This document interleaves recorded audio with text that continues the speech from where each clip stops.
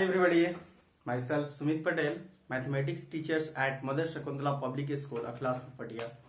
Students, in this lockdown period, I have taught many topics related to your syllabus in mathematics, and now today I will teach triangle and its properties part 2. In the previous video, I have already taught about the triangles and its property related to the angles.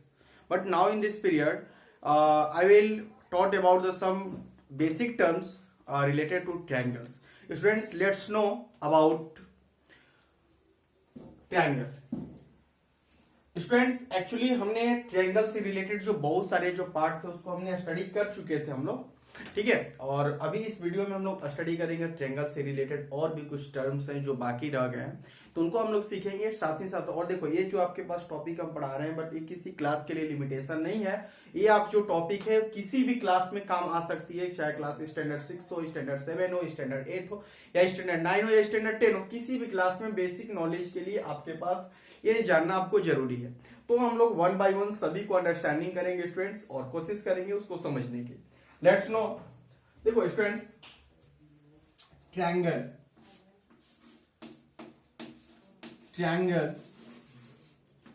And its properties, triangle and its properties part 2। Actually students, ये जो आपके पास topics होंगे maximum चीजें आपको side से related होंगी। आपके पास previous video में जो हमने ट्रायंगल के टाइप्स लिया था वो एंगल से रिलेटेड था, बट इस वीडियो में जो भी चीजें होंगी वो आपका साइड से रिलेटेड होगा। तो let's no one by one. एक आपके पास टर्म्स आती है students, median. Median, what is median? You know, देखो मीडियन आपकी जो एक टॉपिक है वो इन द स्टैटिक्स, आपको स्टैटिक्स में भी यूज करनी है स्टूडेंट्स, और एक आपको मीडियन ट्रायंगल में भी यूज करना है। मीडियन, मीडियन मींस क्या? What do you mean by median? तो median, the line form, you can divide the median as the line formed by joining the mid points of a sides of a triangle from its opposite vertex. It means, suppose you have a triangle. If you have a triangle ABC, and here D is the midpoint of BC, and if you join A to D, so AD is called median. मतलब ये अगर triangle ABC है और ABC में अगर आप BC को, आप ध्यान रखेंगे, BC के मिड पॉइंट D को अगर आप अपोजिट वर्टेक्स, इसके अपोजिट जो वर्टेक्स है A है स्टूडेंट्स, अगर आप उसको A से अगर मिलाते हो तो जो आपके पास साइड्स बनेगा, जो आपका साइड्स AD होगा, AD मीडियंस होगा। It means you can say a line form by line और line segment form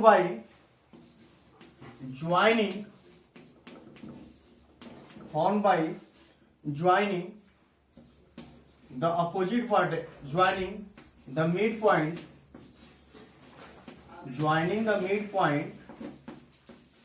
of a sides of a triangle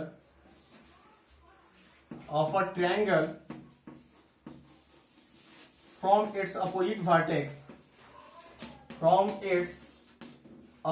vertex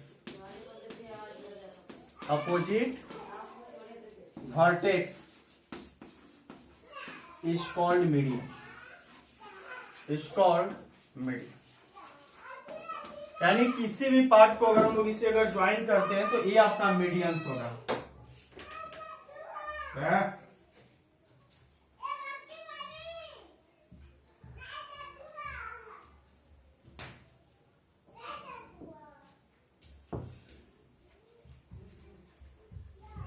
तो स्टूडेंट्स, वो आपका मीडियंस होता है, ठीक है।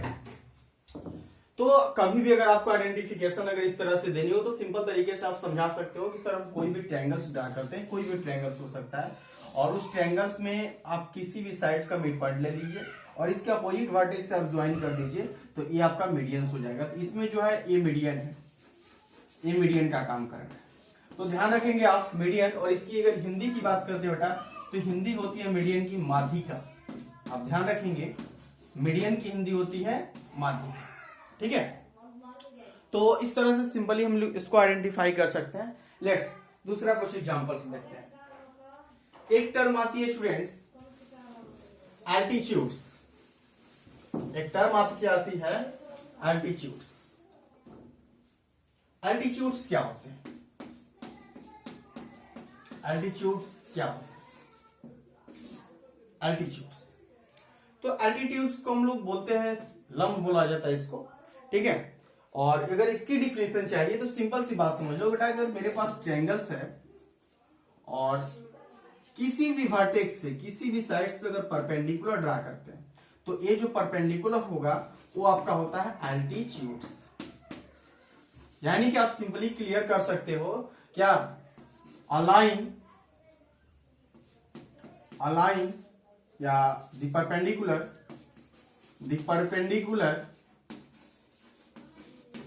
perpendicular on a side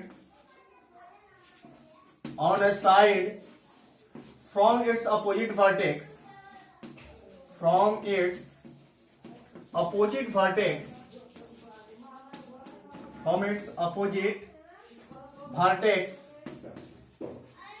is called altitudes। तो कोई भी अगर मेरे पास ट्रायंगल्स है और उसमें हम किसी भी साइड से अगर इस पे अगर ड्रा करते हैं, ठीक है, परपेंडिकुलर ड्रा करते हैं इसके अपोजिट वर्टेक्स से, साइड के अपोजिट वर्टेक्स से, तो आपके पास जो साइड्स होगा उसको हम कहेंगे एल्टीट्यूड्स। तो दैट सिंपल स्टूडेंट्स। और एल्टीट्यूड्स की जो सिंबल होती है, जैसे आपके पास ए बी सी और डी, तो इसको हम लोग लिखेंगे A D perpendicular on D C. तो इस तरह से हम सिंपली इसको अगर रिप्रेजेंटेशन करनी हो स्टूडेंट तो इसको हम सिंपल तरीके से रिप्रेजेंट कर सकते हैं, इसमें कोई प्रॉब्लम्स नहीं होती है। तो I hope you all clear. Okay, take next one. तो अब देखो, जैसे कि मैंने आपको एल्टीट्यूड्स बताया, ठीक है, मीडियंस बताया, तो इस तरह से होता क्या है कि किसी भी ट्रायंगल्स में मैक्सिमम कितने मीडियंस हो सकते हैं, कितने मैक्सिमम एल्टीट्यूड्स हो सकते हैं। तो किसी भी ट्रायंगल में 3 साइड होते हैं तो उसके 3 मीडियंस भी हो सकते हैं, 3 एल्टीट्यूड्स भी हो सकते हैं, 3 परपेंडिकुलर, उसके परपेंडिकुलर बाइसेक्टर या एंगल बाइसेक्टर्स भी होते हैं। तो चलिए 1 बाय 1 हम लोग चेक करते हैं। एक टर्म आती है और आपके पास ट्रायंगल से रिलेटेड सेंट्रॉइड। सेंट्रॉइड क्या होता है? What do you mean bye centroid? तो देखो, सेंट्रॉइड की अगर स्टूडेंट्स अगर हम लोग बात करें, ठीक है, तो सेंट्रॉइड का मतलब होता है the point of intersection, the point of concurrence, intersection है कंकरेंस ऑफ मीडियंस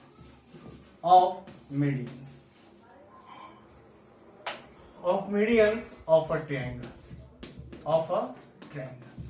अगर आपके पास कोई भी ट्रायंगल और उस ट्रायंगल के तीनों मीडियंस, पॉइंट्स ऑफ कंकरेंस का मतलब ही बताया गया था फोटा कंकरेंट लाइंस, यानी कि अगर 3 और मोर लाइंस अगर एक दूसरे को किसी सेम पॉइंट पे इंटरसेक्ट करते हैं तो होते हैं कंकरेंट पॉइंट, उनको पॉइंट ऑफ कंकरेंस बोला जाता है और लाइंस को कंकरेंट लाइंस बोलते हैं। तो सो हमने आपके पास लिखा point of medians, the point of concurrence of medians, मतलब कि आपके पास, मेरे पास इसे मान लेते हैं कि ट्रायंगल्स है, ठीक है, और इस ट्रायंगल्स में हमने आपके पास इसका मीडियंस ड्रा किया। मीडियन का मतलब बाइसेक्टर इसका साइड्स का, इसका भी बाइसेक्टर हमने ड्रा कर लिया और इस पार्ट का भी बाइसेक्टर हमने ड्रा कर लिया। तो हमने देखा कि तीनों एक पॉइंट पे मिल रहे हैं, A B C D E F, ठीक है। तो जब ये तीनों अगर इस पॉइंट्स पे मिल रहे हैं तो मान लेते हैं पॉइंट ओ है, तो पॉइंट ओ को हम लोग कहेंगे क्या? पॉइंट ओ को हम लोग कहेंगे सेंट्रॉइड। पॉइंट ओ कहलाएगा आपका क्या बेटा? तो सेंट्रॉइड। यानी कि समझेंगे आप कि point of concurrence of medians, medians के जो पॉइंट का जो कंकरेंस होगा, मीडियन का जो कंकरेंटिंग पॉइंट होगा उसको हम लोग कहेंगे सेंट्रॉइड। और ध्यान रखेंगे किसी भी ट्रायंगल का सेंट्रॉइड, खासकर आपके पास इक्विलैटरल ट्रायंगल में, इसको 2 रेशियो या किसी भी ट्रायंगल्स की अगर हम बात करें तो इसको 2:1 में डिवाइड करता है। मतलब कि अगर ये 2 पार्ट रहेगा, अगर सेंटर हो गया तो अगर ये 2 पार्ट है तो ये 1 पार्ट होगा, यानी कि 2:1 में डिवाइड करता है। आप इसको हमेशा और हमेशा माइंड करेंगे, यानी कि OA रेशियो जो यहाँ पे OD होगा, OA रेशियो OD उसकी वैल्यू 2:1 होती है। इससे अकॉर्डिंग इसके रिलेटेड आपके पास क्वेश्चंस भी आते हैं, तो उसको मैं क्लियर करूंगा कि किस टाइप के क्वेश्चंस आते हैं। ठीक है स्टूडेंट्स, तो आप केयर करेंगे। चलिए नेक्स्ट ट्राई करते हैं। इसमें सेंट्रॉइड के बाद एक टर्म आती है स्टूडेंट्स, ऑर्थोसेंटर। एक टर्म आती है स्टूडेंट्स ऑर्थोसेंटर। ऑर्थोसेंटर क्या होता है? Orthocentre, what do you mean by orthocentre? Orthocentre क्या होता है? तो देखिए ऑर्थोसेंटर से रिलेटेड अगर क्वेश्चंस आ गई तो ऑर्थोसेंटर का मतलब समझ लो। देखो वो आपके पास जो सेंट्रॉइड था वो था medians, point of concurrence of medians का पॉइंट ऑफ कंकरेंस था। बट जो ऑर्थोसेंटर होता है स्टूडेंट्स वो आपका एल्टीट्यूड्स का पॉइंट ऑफ कंकरेंस होता है। अभी देखो जो भी चीज हम लोग स्टडी करेंगे, खासकर लास्ट में सेंटर लगा रहेगा, तो सब टोटल चीजें आपके पास पॉइंट ऑफ कंकरेंस ही होगा, बट वो आपके पास टॉपिक्स चेंज होते जाएंगे। जैसे सेंट्रॉइड था तो मीडियंस का था, ऑर्थोसेंटर होगा तो आपका एल्टीट्यूड्स का होगा, सर्कुम सेंटर होगा परपेंडिकुलर बाइसेक्टर का, इन सेंटर होगा एंगल बाइसेक्टर का। तो इस तरह से टॉपिक्स जो होंगे वो चेंज होते जाएंगे, तो आप केयर करेंगे इसमें। चलिए तो आप कह सकते हैं ऑर्थोसेंटर का मतलब क्या? तो the point of concurrence, the point of concurrence, the point of concurrence of altitudes, the point of concurrence of altitudes is called centroid, sorry orthocenter, is called orthocenter। यानी कि अगर कोई क्वेश्चन अराइज कर दिया ऑर्थोसेंटर क्या है, तो आप सिंपली कह सकते हो कि the point of concurrence of altitudes, altitudes का जो पॉइंट ऑफ कंकरेंस होगा वो स्टूडेंट्स वो ऑर्थोसेंटर होगा। जिससे आप कहते हैं कुछ एग्जांपल से लेकर ट्रायंगल लेते हैं और इसमें हमने एक एल्टीट्यूड्स ड्रा किया, हमने यहां पर भी एक एल्टीट्यूड्स ड्रा किया और हमने एक यहां पर भी एल्टीट्यूड्स ड्रा किया। तो जब एल्टीट्यूड्स ड्रा किए तो तीनों के तीनों इस पॉइंट्स पे मिल रहे हैं, तो पॉइंट ओ जो होगा यही आपका एल्टीट्यूड्स होगा और इसमें कोई रिलेशन नहीं। जो 2:1 आप बोल रहे हो इसमें कोई रिलेशन नहीं होती है। ठीक है, तो यहाँ पे देखो ए बी एल्टीट्यूड्स है, ए बी एल्टीट्यूड्स है, चूंकि परपेंडिकुलर है तो एल्टीट्यूड्स होगा, ए बी एल्टीट्यूड्स होगा। तो यहाँ पे जो आपके पास एल्टीट्यूड्स है स्टूडेंट्स, तो आप यहाँ पे जिस पॉइंट पे मिले वो पॉइंट आपका होगा ऑर्थोसेंटर। यानी कि आप क्लियर होंगे कि पॉइंट आपके पास एल्टीट्यूड्स का जो पॉइंट ऑफ कंकरेंस होता है वो ऑर्थोसेंटर होता है। That's simple. Next one try करते हैं स्टूडेंट्स। एक आता है इन सेंटर। इन सेंटर क्या होता है? तो इन सेंटर की अगर हमें बात करनी होगी तो इन सेंटर आपको सिंपली समझना है कि ए भी पॉइंट ऑफ कंकरेंस होता है किसका? तो एंगल बाइसेक्टर का। यानी कि इसकी डिफिनेशन आप सिंपल दे सकते हो कि the point of concurrence, the point of concurrence, the point of concurrence of, the point of concurrence of angle bisector, the point of concurrence of angle bisectors of a triangle, is called in center। यानी कि जो point आपके पास होगा point of concurrence angle bisector का वो इन centre होता है। जैसे ट्रायंगल हमने लिया, इसका एंगल बाइसेक्टर ड्रा किया हमने, ठीक है, इसका भी हमने एंगल बाइसेक्टर ड्रा कर लिया, ठीक है, और इसका भी हमने एंगल बाइसेक्टर ड्रा कर लिया। तो जब एंगल बाइसेक्टर ड्रा किया मतलब ये दोनों एंगल्स आपस में इक्वल होंगे, यहाँ पे ये एंगल्स आपस में इक्वल होंगे, यहाँ पे ये एंगल्स आपस में इक्वल होंगे, और ये जिस पॉइंट पे मिल रहे हैं तो इस पॉइंट को हम लोग कहेंगे क्या? ऑर्थो से इन सेंटर। यानी कि जो O है वो आपका इन सेंटर है, O जो आपका है वो इन सेंटर है। तो I hope students you all these topics are clear. Okay, next one circumcentre.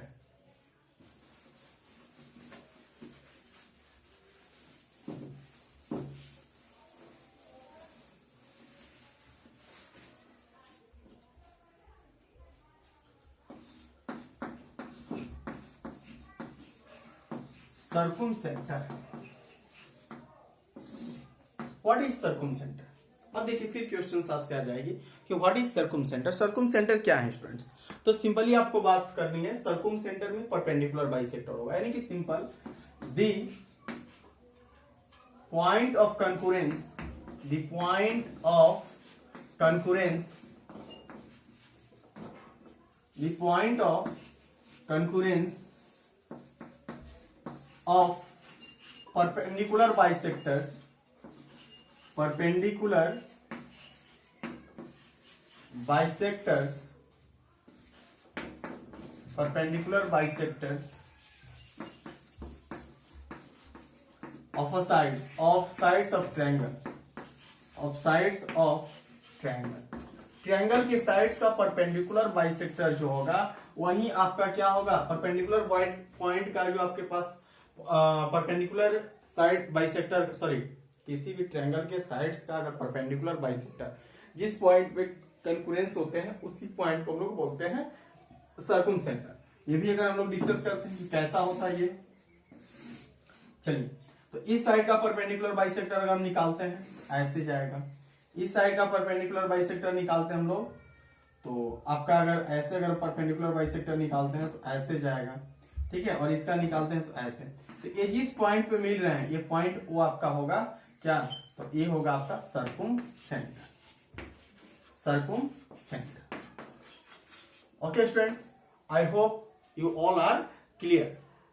Okay, तो इस तरह से आपके पास कुछ चीजें थी वो आपके पास क्लियर हो गई। चलिए अब देखते हैं स्टूडेंट्स हम वन बाय वन थोड़ा सा कुछ ट्रायंगल्स में, स्पेशली कि ट्रायंगल्स में क्या रोल्स हैं इन पॉइंट्स के। तो वन बाय वन ट्रायंगल्स लेते हैं, कुछ आपके पास खास नहीं, ठीक है। देखो वन बाय वन अगर हम इक्विलैटरल ट्रायंगल लेते हैं, इक्विलैटरल ट्रायंगल, तो इक्विलैटरल ट्रायंगल में एक्चुअली हमने स्टडी किया था कि सभी के सभी साइड्स जो होते हैं वो इक्वल होते हैं। तो जब स्टूडेंट्स इक्विलैटरल ट्रायंगल में सभी के सभी साइड्स इक्वल होते हैं तो देखो एक इसमें अमेजिंग फैक्ट है कि देखो जब ऑल साइड्स अगर इक्वल होंगे तो क्लियर है कि उसके जितने भी अपोजिट एंगल्स हैं वो भी इक्वल होंगे, यानी कि सब के सब साइड्स और सबके सब एंगल्स जो होते हैं वो इक्वल होते हैं। और इसमें सबसे बड़ी बात यह है कि इसका जो एंगल बाइसेक्टर होता है, परपेंडिकुलर बाइसेक्टर होता है, ठीक है, और आपके पास एल्टीट्यूड्स होते हैं, सब के सब सेम होते हैं। और जब सब के सब जब सेम होते हैं तो होता क्या है इसमें कि इस पार्ट में ट्रायंगल में जो पॉइंट ओ होगा, पॉइंट जो ओ होगा वो ऑर्थो सेंटर भी होता है, वो इन सेंटर भी होता है, सर्कुम सेंटर भी होता है, सेंट्रॉइड भी होता है। यानी कि आपके पास किसी भी इक्विलैटरल ट्रायंगल में ये सब जो भी प्रॉपर्टीज है वो प्रॉपर्टीज सेम होते हैं। यानी कि जो पॉइंट ओ जो होगा ये आपके पास सेंट्रॉइड का भी काम करेगा, सेंट्रॉइड भी होगा, साथ ही साथ सर्कुम सेंटर भी होगा, सर्कुम सेंटर भी होगा, ठीक है, आपका ऑर्थो सेंटर भी होगा, ऑर्थो सेंटर भी होगा आपका, साथ ही साथ ट्रायंगल भी होगा। तो इस तरह से जो भी प्रॉपर्टीज है स्टूडेंट्स वो सभी के सभी प्रॉपर्टीज एक दूसरे से हमेशा और हमेशा इक्वल्स होते हैं। इस तरह से आप इसको सिंपल तरीके से आइडेंटिफाई कर सकते हो, इसको बता सकते हो। तो ये सिंपल है। इसमें देखो अब इक्विलैटरल की बात, अगर आइसोसेलस की बात करते हैं तो आइसोसेलस में केवल और केवल दो अपोजिट साइड्स इक्वल होते हैं। अगर आइसोसेलस की अगर हम लोग बात करते हैं तो आइसोसेलस में केवल दो साइड्स इक्वल होते हैं। आइसोसेलस ट्रायंगल की अगर हम लोग बात करते हैं तो आइसोसेलस ट्रायंगल में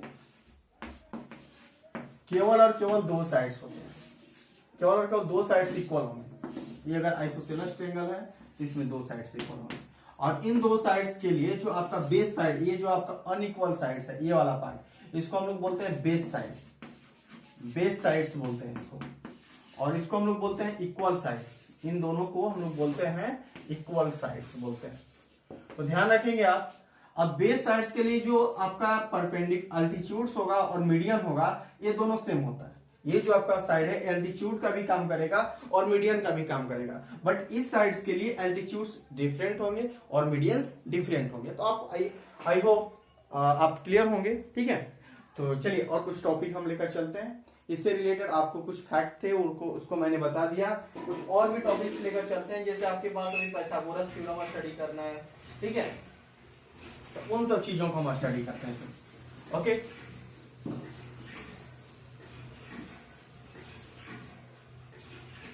तो अब देखो स्टडी करते हैं इसमें next topic Pythagoras theorem. Pythagoras theorem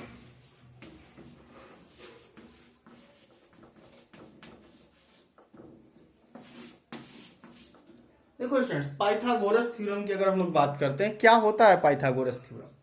तो अबाउट देखो पाइथागोरस के बारे में बता दें कि ये जो आपके पास पाइथागोरस जो नेम है एक ग्रीक मैथमेटिशियन थे अबाउट 540 बीसी, अबाउट 540 बीसी, करीब 40 इयर्स बिफोर क्राइस्ट, 540 बीसी एक ग्रीक मैथमेटिशियन हुआ करते थे। ग्रीक मैथमेटिशियन हुआ करते थे, नाम था उनका पाइथागोरस। ठीक है, ग्रीक मैथमेटिशियन हुआ करते थे और उनका नाम था पाइथागोरस। तो ये पाइथागोरस ने इन्होंने क्या किया कि जो राइट एंगल ट्रायंगल थे, राइट एंगल ट्रायंगल के साइड के बीच इन्होंने एक रिलेशनशिप दिया और वही रिलेशनशिप बाद में इनके बाद ये जब आफ्टर डेथ इनके मरने के बाद उसी चीज को हम लोग पाइथागोरस थ्योरम और पाइथागोरस या पाइथागोरस थ्योरम के नाम से जानते हैं। देखो ये टॉपिक जो है आपको सीनियर सेक्शन में स्टैंडर्ड 10 में भी आपको स्टडी करनी है, उसमें प्रूफ करना है। आपको जो भी स्टैंडर्ड 9 तक के जो सिलेबस है इसमें आपको केवल एप्लीकेशन से, एप्लीकेशन का मतलब आपको केवल उसका यूज करके आपको वेरिफिकेशन करना है। बट अगर आप स्टैंडर्ड 10 में जाओगे तो सिमिलरिटी पढ़ाया जाएगा और सिमिलरिटी के अकॉर्डिंग ये बताया जाए कैसे ये प्रूफ हुआ। देखो कोई भी थ्योरम्स होते हैं तो उसको हम लोग प्रूफ कर सकते हैं, वो प्रूफ किया जाता है। ठीक है, और प्रूफ करने के कुछ खास रूल्स होते हैं, तो उस रूल्स के अगर अकॉर्डिंग चले तो इसको हम प्रूफ कर सकते हैं। बट आपके पास जो स्टैंडर्ड 9 के जो है, स्टैंडर्ड 9 तक की जो आपके पास क्वेश्चंस आते हैं उसमें आपको प्रूफ नहीं आता है। तो जब प्रूफ नहीं आएगा तो ध्यान रखने वाली बात इसमें है कि आपको केवल और केवल जो भी चीजें होंगी वो केवल तो एप्लीकेशन से, मतलब कि इसमें होकर, मतलब कि आपको केवल इस तरह से एग्जांपल्स लेकर प्रूफ करना होता है। तो होता क्या, ग्रीक मैथमेटिशियन तो थे भाई, कही क्या थे, तो according to Pythagoras theorem the square और of hypotenuse, the square of hypotenuse. तो कहोगे हाइपोटेनस क्या है, तो किसी भी राइट एंगल ट्रायंगल में 90 डिग्री का अपोजिट साइड्स हाइपोटेनस होता है। तो the square of hypotenuse is equal to the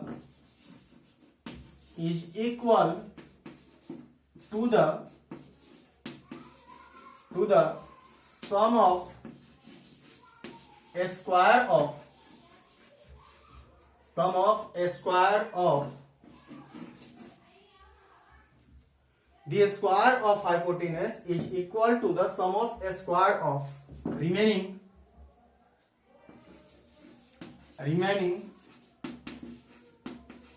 two sides। तो स्टूडेंट्स देखो इसमें आपके पास क्या होता है, किसी भी राइट एंगल ट्रायंगल, हमने कोई भी राइट एंगल ट्रायंगल लिया और उस राइट एंगल ट्रायंगल में ध्यान रखेंगे आप, ये अगर मेरे पास राइट एंगल ट्रायंगल है तो इस राइट एंगल ट्रायंगल में अगर आप 90 डिग्री बनाते हैं तो 90 डिग्री का जो अपोजिट साइड होगा इसको हम लोग बोलते हैं हाइपोटेनस। ठीक है, और इसमें आप एक साइड को बेस कर लीजिए और एक साइड को परपेंडिकुलर। ऐसा तो ये आपके पास फिक्स नहीं रहता है, चेंज होता रहता है, कौन परपेंडिकुलर है कौन बेस है, तो इसको आप परपेंडिकुलर कर लीजिए। ठीक है, तो इसमें क्या होता है कि इसकी स्क्वायर, हाइपोटेनस की स्क्वायर जो होती है, इसकी स्क्वायर और इसके स्क्वायर दोनों के सम के इक्वल होता है। मींस कर सकते हैं h square is equal to hypotenuse का square is equal to perpendicular का स्क्वायर प्लस बेस का स्क्वायर। यही आपकी पाइथागोरस थ्योरम। तो ये होता है पाइथागोरस थ्योरम, यानी कि कभी भी किसी भी ट्रायंगल में, राइट एंगल ट्रायंगल हो तो उसमें इन दोनों के पार्ट की, इस पार्ट की और इस पार्ट के, दोनों के अगर स्क्वायर का सम करते हैं तो इसके स्क्वायर के इक्वल होता है। यही आपका पाइथागोरस थ्योरम है। चलिए स्टूडेंट्स, इस पे हम लोग कुछ क्वेश्चंस बनाएंगे, कुछ क्वेश्चंस को आइडेंटिफाई करेंगे, फिर उसके बाद हम इसके कन्वर्स की तरफ भी आते हैं। और चलो अभी मैं यहीं पे समझा देता हूं, अगर इसके कन्वर्स की बात करना हो तो किसी भी ट्रायंगल में अगर एक केस अगर आ रहा है, अगर कन्वर्स की अगर हम लोग बात कर रहे हैं, तो अगर किसी भी क्वेश्चंस में अगर एक केस अगर आता हो कि h square is equal to p square plus b square, तो जब अगर एक केस आ गया कि h स्क्वायर मतलब जो हाइपोटेनस का स्क्वायर है परपेंडिकुलर और बेस के स्क्वायर के इक्वल है, तो उस केस में क्या होगा कि जो हाइपोटेनस होगा मतलब जो सबसे बड़ी साइड होगी उसका अपोजिट एंगल जो होता है वो राइट एंगल होता है। इसका कन्वर्स उल्टा है। चलिए कुछ एग्जांपल्स हम लोग देखते हैं, ठीक है, और उसमें और भी कुछ चीजें समझेंगे। जैसे क्वेश्चंस आ जाएगा आपके पास, questions find unknown side, unknown sides या वैल्यू, अननोन वैल्यू, कुछ अननोन वैल्यू फाइंड करें। चलिए देखिए, राइट एंगल ट्रायंगल हो जाएगी, ये आपका 7 सेंटीमीटर, ये आपका 24 सेंटीमीटर। आपको x अननोन है, आपको x की वैल्यूज निकालनी। कैसे निकालेंगे? How is it possible to find the value of x? How, कैसे फाइंड कर सकते हैं? तो स्टूडेंट्स ये सिंपल होता है, देखो इसमें कुछ करना नहीं होता है। आपको क्या करना है कि देख रहे हो राइट एंगल है, तो डायरेक्ट आपको by Pythagoras theorem, by Pythagoras theorem, Pythagoras theorem के अकॉर्डिंग जो साइड आपको फाइंड करनी है वो क्या है? तो बेटा देखो, राइट एंगल का अपोजिट साइड हाइपोटेनस है। तो हमने पढ़ा था पाइथागोरस थ्योरम के अकॉर्डिंग कि h square is equal to P square plus B square होता है। तो जब P square is equal to B square होता है तो यहाँ पे h है, तो h की वैल्यू है x square is equal to P square plus B square. तो p की वैल्यू एक साइड को परपेंडिकुलर मान लो, तो 24 का स्क्वायर अब प्लस 7 का स्क्वायर।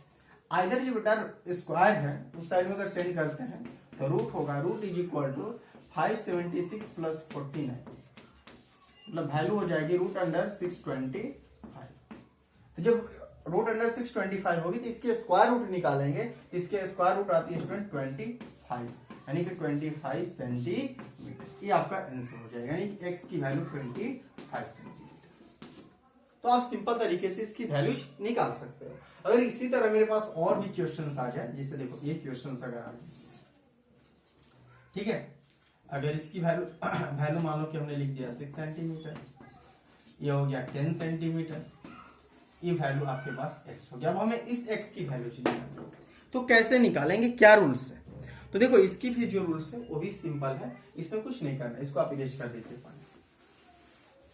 देखिए पाइथागोरस थ्योरम के अगर अकॉर्डिंग चलते हैं तो देखो 90 डिग्री का अपोजिट साइड, ये तो हाइपोटेनस है, ठीक है, तो इसका स्क्वायर क्या होगा? तो 6 का स्क्वायर प्लस x का स्क्वायर, यानी कि लिख सकते हैं h square is equal to P square plus B square. जब इसकी वैल्यू अगर आप इतनी लिखते हैं तो h की वैल्यू मेरे पास दिया हुआ है, ठीक है, बेस दिया हुआ है, p निकालना है। तो अगर लिख भी लेते हैं तो डायरेक्ट भी अगर निकाल सकते हो इस तरह भी, h की वैल्यू 10 का square is equal to perpendicular x का स्क्वायर प्लस बेस, तो बेस आपके पास 6 का स्क्वायर।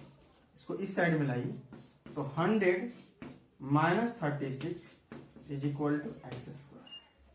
तो वैल्यू आप इधर ला दीजिए students, root under 64 is equal to X, यानी x इज इक्वल टू कितना होगा? 8 आंसर। तो इस तरीके से आपको अगर कोई भी वैल्यूज निकालनी हो तो आप निकाल सकते हैं। देखो इससे बहुत अच्छी एक क्वेश्चन आती है, ठीक है, उसको हम समझेंगे, थोड़ा सा इसको आप बना लीजिए, ठीक है। एक क्वेश्चन आती है स्टूडेंट्स आपकी डेली लाइफ में कि कोई एक पेड़ है, ठीक है, ये बड़ा सा पेड़ है और आंधी आई, स्ट्रॉम, ड्यू टू स्ट्रॉम ये आपके पास ब्रेक कर गया 3 सेंटीमीटर के, और जब गिरा जमीन पे तो यहां से यहां तक की डिस्टेंस 4 सेंटीमीटर। तो आपसे क्वेश्चन अराइज कर देता है कि पूरे के पूरे जो ट्री था, ट्री का हाइट कितना होगा? ए बी की जो हाइट है वो हाइट कितनी? तो बहुत सिंपल है स्टूडेंट्स, देखो यहाँ पे जो पेड़ गिरा वही ना गिर कर यहाँ पे आया यहाँ तक, यानी कि अगर इसकी डिस्टेंस जो है इसके इक्वल होगी। तो अगर आप इसकी वैल्यू पाइथागोरस थ्योरम के अकॉर्डिंग निकालते हो, मानो कि इसकी वैल्यू x है, तो अगर a x है तो a भी x होगा। तो जब दोनों वैल्यू अगर x होंगे तो यहां से पाइथागोरस थ्योरम के अकॉर्डिंग इसकी वैल्यू निकालो, निकालने के बाद दोनों को ऐड कर दो, वैल्यू इसकी आ जाएगी। तो यही आपको करना है। क्या लिखिएगा? By Pythagoras theorem, by Pythagoras theorem, Pythagoras theorem के अगर अकॉर्डिंग चलते हैं तो X square is equal to क्या मिलेगा आपको?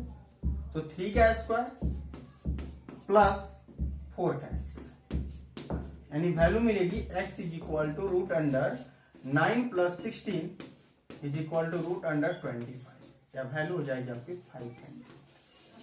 तो जब x की वैल्यू जब 5 सेंटीमीटर हो गई तो क्या लिखेंगे, so A B is equal to 3 centimetre plus 5 centimetre is equal to value आपके पास आ जाएगी 8 सेंटीमीटर। आंसर हो जाएगा ये। तो इस तरीके से आप सिंपल इसकी वैल्यूज निकाल सकते हो। तो स्टूडेंट्स आपके पास ये टॉपिक्स रहा, इसको हम लोग कंप्लीट करेंगे। नेक्स्ट टॉपिक है, कब हमें क्वाड्रिलेटरल भी स्टडी कर रहे हैं तो क्वाड्रिलेटरल को अभी हम लोग ड्रॉप करेंगे, वो अभी स्टडी नहीं होगा। ठीक है, आपके पास जब स्कूल खुलेगी उस समय हम लोग स्टडी करेंगे। अभी नेक्स्ट अब वीडियो में मैं कल डिसाइड करूंगा कौन सी टॉपिक लेनी है, और उसके अकॉर्डिंग में भी हो सकता है कि हम लोग मेंसुरेशन स्टार्ट करें। ठीक है, तो मेंसुरेशन हम लोग कल स्टार्ट करेंगे और उसके अकॉर्डिंग आपको अपनी वर्क करनी है। That's all, thank you so much.